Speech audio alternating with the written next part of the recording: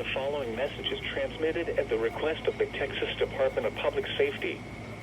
This is a statewide child abduction alert issued by the Texas Amber Alert Network. The Bandera County Sheriff's Office is searching for missing child Savannah Cardenas, 15 years old, white, female.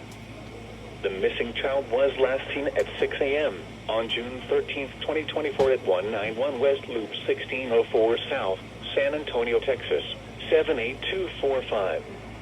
Police are looking for an unknown female, 45 to 50 years old, with blonde hair, in connection with the abduction of the child.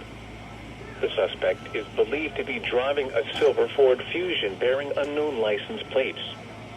The suspect was last seen in San Antonio. Law enforcement officials believe the child to be in grave or immediate danger.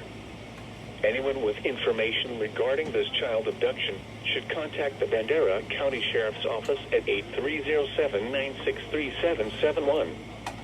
News media point of contact is Bandera County Sheriff /E2019S office at 8307-968-461.